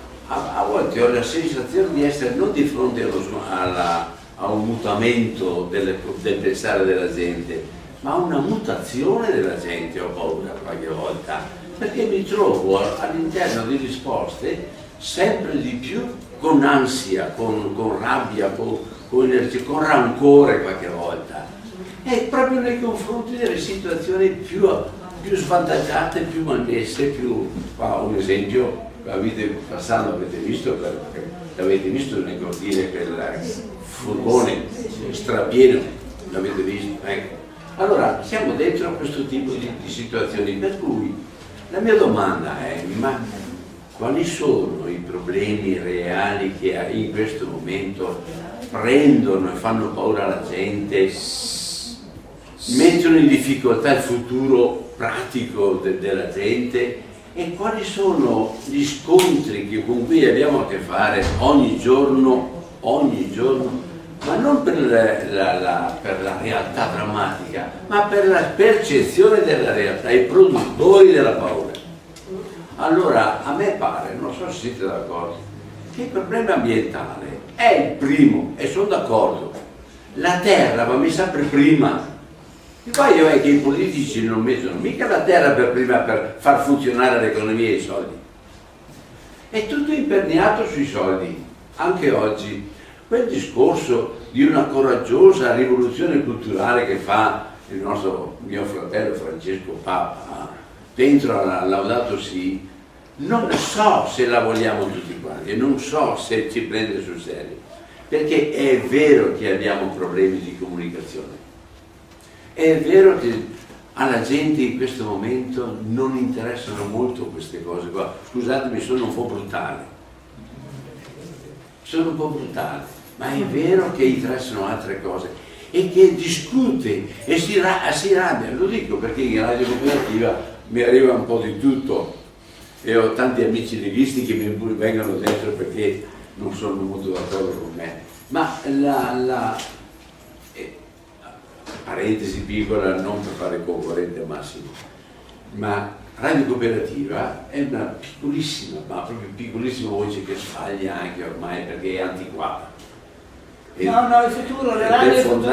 Sì, le radio sono il futuro, ma non Radio Cooperativa. Sì. Allora, già è un po' antiquata perché siamo proprio artigianali, ma troppo artigianali. Però è una voce che ancora mantiene un rapporto un po' diverso nella temperie che abbiamo attorno. Però rischia di finire, ma proprio rischia serio di finire. Allora, la domanda è: va la spesa? Guardate che non ho bisogno pretesa. Va la spesa, come dire, impegnarsi ancora e non mollare, perché io sento questo, ogni comitato merita non lo so cosa dirvi, ogni comitato qua dentro quest'oggi merita, però i comitati sono abbastanza, un po' come diceva Elena prima, un po' numerati, e anche all'interno dei comitati abbiamo delle difficoltà, a volte abbiamo delle dicotomie anche all'interno degli stessi comitati. E poi il fatto che la radio è a disposizione, proprio a disposizione, ma io credo che questo sarebbe una cosa da valorizzare al massimo, secondo me, ma indipendentemente proprio con gli impegni concreti che ognuno prende sul territorio. Ecco, e per quanto riguarda il superamento un po' di questo, alcuni momenti, è stato qualcuno di voi che mi ha chiesto di mettere in piedi ancora l'Epifania della Terra. È un momento in parte religioso, ma è un momento molto laico. Non stiamo ancora capendo che anche per noi amare la terra significa cambiare molto l'atteggiamento nei rapporti che abbiamo.